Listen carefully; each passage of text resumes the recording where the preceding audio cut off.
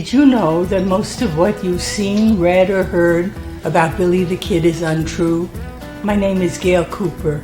I'm a medical doctor and forensic psychiatrist. My specialty is murder case consultation for the defense. For 20 years, I've used my expertise to uncover the real Billy the Kid. Researching over 40,000 pages of archival documents and books, I've written the revisionist history.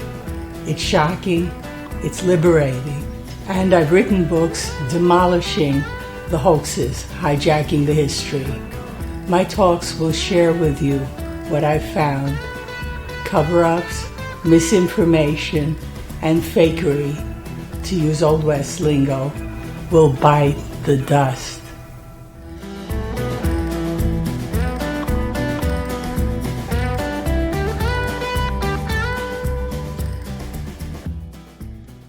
This talk introduces the Billy the Kid case hoax, a 21st century rerun of the Billy the Kid imposter hoax of Brushy Bill Roberts.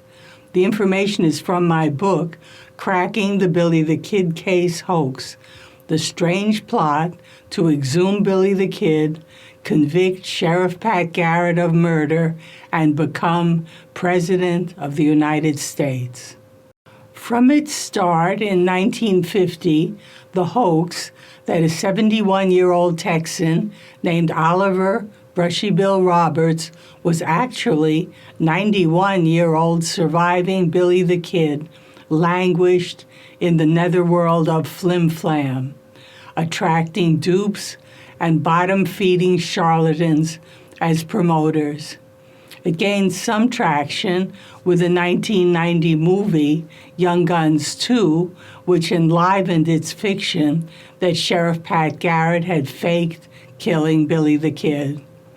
But the Brushy hoax had so many fatal wounds that it was bleeding to death. In 1950, Brushy was declared an imposter by New Mexico's governor.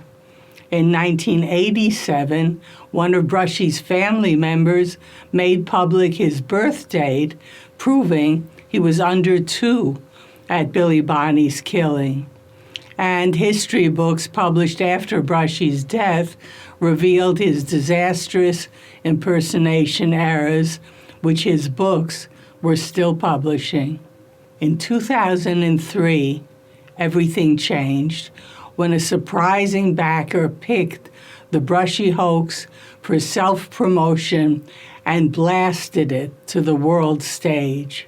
He was New Mexico's governor, Bill Richardson, embroiled in multi-million-dollar pay-to-play gambits, as well as later accused by Jeffrey Epstein's underage sex slave, Virginia Roberts Guffrey, as having been trafficked to him.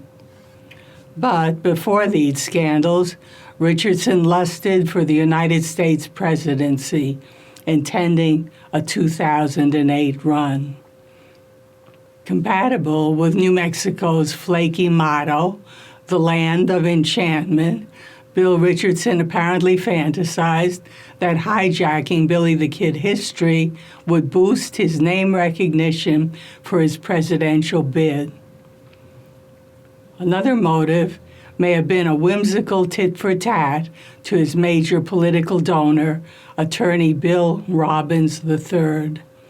Robbins was a partner in the multi-million-dollar personal injury Houston, Texas law firm of Heard, Robbins, Cloud, Lubell, and Greenwood.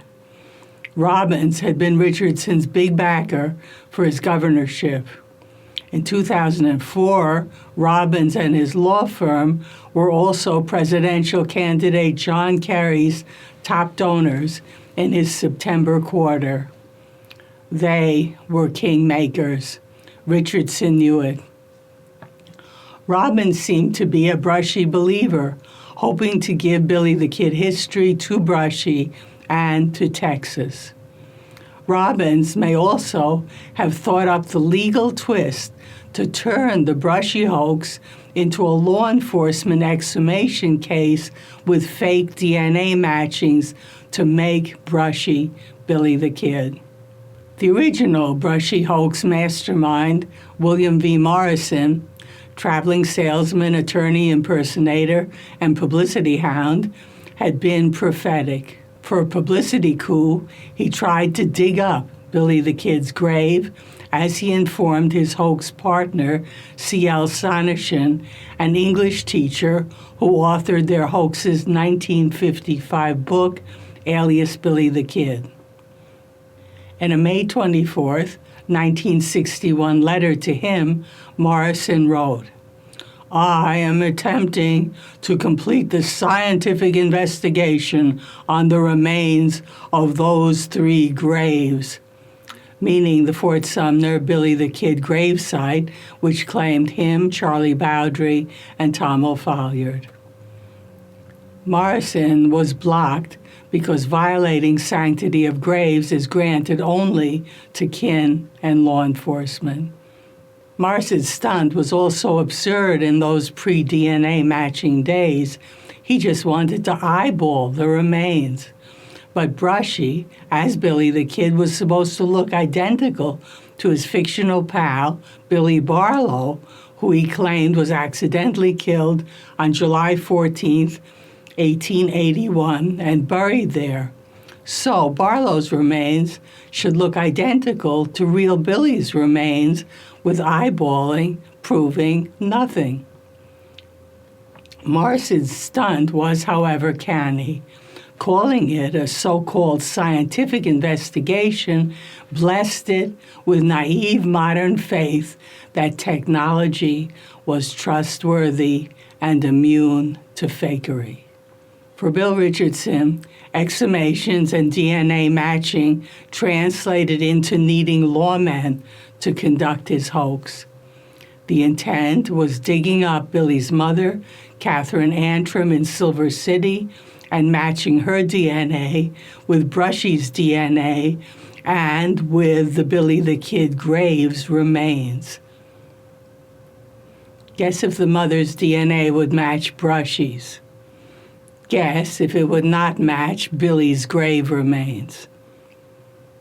But here's the reality. The mother's grave is just a tourist marker, and Billy's location in the cemetery is not certain at the marked site.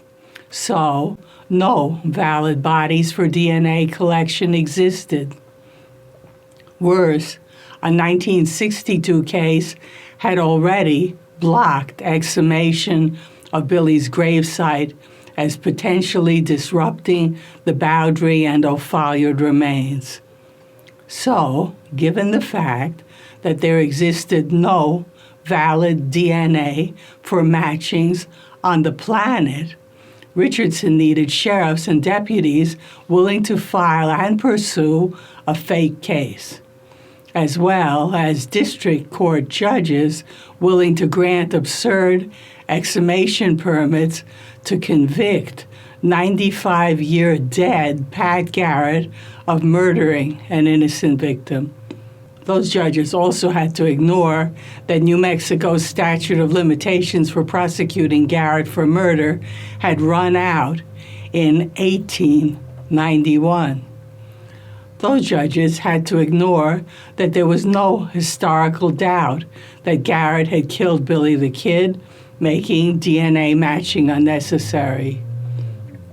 Those judges also had to ignore that it was certain that Brushy Bill wasn't Billy the Kid, and he had denied that Catherine Antrim was his mother, making DNA matching to her meaningless. Richardson had no problem recruiting lawmen and judges. That's because the malignant cronyism of the Santa Fe Ring, originally fought by Billy and the regulators 137 years earlier, was still going on. That original ring killed Billy. It was now after Billy again, this time to kill his history. Just like in Billy's day, Ringites subverted democratic checks and balances by infiltrating New Mexico's executive, legislative, and judicial branches to boost or protect cronies, and complicit Law enforcement was their tool. Richardson was poised to mobilize this big political machine for his attention-seeking Billy the Kid publicity stunt. The corollary was Richardson's confidence that New Mexicans living with learned helplessness for generations of Santa Fe ring oppression would offer no resistance. He was poised to recycle Brushy Bill in arguably the biggest historical forensic hoax ever perpetrated. Richardson got the Lincoln County Sheriff's Department to file a real murder case against past Lincoln County Sheriff Pat Garrett, and got the Tobacco County Sheriff's Department to file the same case to facilitate the Fort Sumner exhumation of Billy the Kid. The participating lawmen, sheriffs, and a deputy named the scam the Billy the Kid case.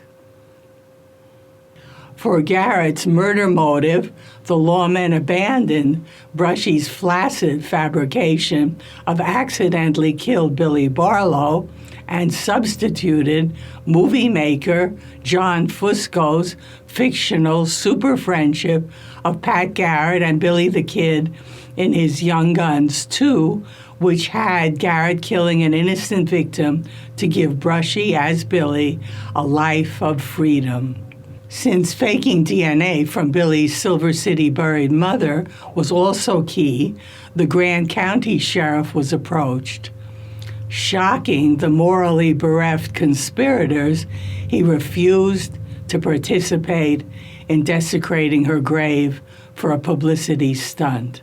In the months leading up to the planned petitioning for exhumation permits, Richardson paved the way by appointing puppet district court judges to rubber stamp the Silver City and Fort Sumner exhumations. Don't miss that this growing horde of public officials and agencies ran on taxpayer money, meaning that New Mexicans were paying for intended destruction of their history and tourism. More players were needed. Since no major historian would participate, Richardson got a University of New Mexico history teacher to be its official historian. This person had media connections and brought in a TV producer for the planned franchise of fake documentaries promoting the hoax and its exhumations. A secret participant was also the U.S. Marshals Service historian, weirdly obsessed with destroying Deputy U.S. Marshal Pat Garrett's reputation. Since he was federally funded, that meant all Americans potentially contributed tax dollars to the Billy the Kid case hoax. Then there was the crucial recruit, a forensic expert dishonest enough to fake DNA collections and matchings. Richardson's high-profile bagged one, known nationally for craving limelight. And just like in the days of the original Santa Fe ring, New Mexico's press pumped out propaganda backing Richardson and his conspirators. Adding print was the editor-in-chief of a glossy Old West magazine who joined what looked like the winning team and backed Brushy, though he'd published picture books on real Billy the Kid history. And the hoax, thanks to Richardson's prominence, was announced on the New York Times front page. Added for flavor were a few rabid Brushy backers wheeled out for press statements or for the hoax's fake TV documentary to declare that Brushy had definitely been Billy the Kid. Besides propelling the Brushy hoax into stratospheric realms of power, protection, and publicity, the Billy the Kid case hoax added a new and diabolically clever spin. Brushy hoaxing before it had relied on the hook that Brushy had such special knowledge that he must have been Billy. That involved coaching him with sources and toured historical sites. Implicit was that this mentally ill and minimally educated man could retain the mountain of information for his Billy the Kid act. He couldn't. He failed his 1950 pardon hearing because he even forgot Pat Garrett's name. That special knowledge trick also failed after Brushy's 1950 death when it was used for his 1955 book, Alias Billy the Kid, and his 1998 book, The Return of the Outlaw, Billy the Kid, where his erroneous fabrications were traceable to the outdated sources he parroted. And when sources ran out, he made up totally wrong tales. Furthermore, what Brushy catastrophically revealed was his repellent racism and his cowboy movie Billy as a gang-leading cattle-thieving outlaw, as well as his zero awareness of the regulators or the Lincoln County War freedom fight. All that added up to a single fact. It was bad to let Brushy talk. The Billy the Kid case hoax solved the Brushy problem by two new angles. First, it entirely ignored him and his total mismatch. It simply pretended that he was a legitimate contender for Billy the Kid's identity, which would be proven by DNA. Secondly, the focus was switched from Brushy to Pat Garrett as murdering an innocent victim and hiding it. Garrett was also fabricated as Billy's jailbreak accomplice in killing Deputy Guard James Bell. The Billy the Kid case hoax, however, kept William V. Morrison's great publicity hook, the pardon of Billy the Kid. In 1950, Morrison and Brushy failed because New Mexico's honest governor, Thomas Jewett Mabry, used historical experts in the pardon hearing and declared Brushy an imposter. For Richardson's rerun 53 years later, all that changed. Intending fake DNA matching to declare Brushy as Billy the Kid, he was to be granted Governor Lew Wallace's pardon promised to Billy in 1879. The publicity bonanza of this stunt can be measured by the fact that it was even reported in India's Hindustan Times.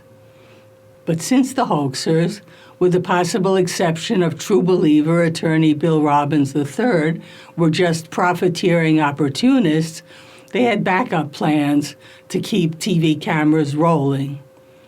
In 2004, after they were blocked legally from digging up Billy and his mother, they pretended to get Billy's so-called blood DNA from an old carpenter's bench on which they claimed he'd been laid out. In 2005, they exhumed Arizona's Billy the Kid claimant, John Miller. That involved hiding that his 1850 birth date made him almost a decade older than real Billy and no kid.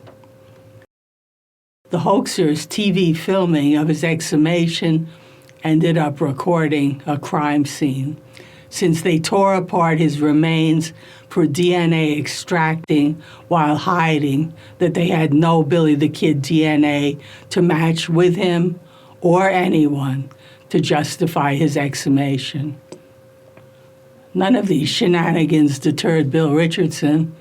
Up to the last days of his governorship in 2010, he churned out publicity for himself by teasing his pardoning Billy the Kid based on his fake Billy the Kid case investigation, meaning he was poised to make up anything he wanted and was poised to destroy the real history forever. When the Billy the Kid case began, I assumed that New Mexicans would rise up to save their history and tourism. They didn't.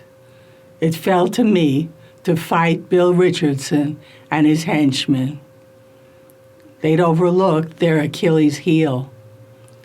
They were public officials generating a massive, incriminating paper trail of public documents for their Billy the Kid case, all accessible to anyone, like me, by Open Records Act requests or litigation.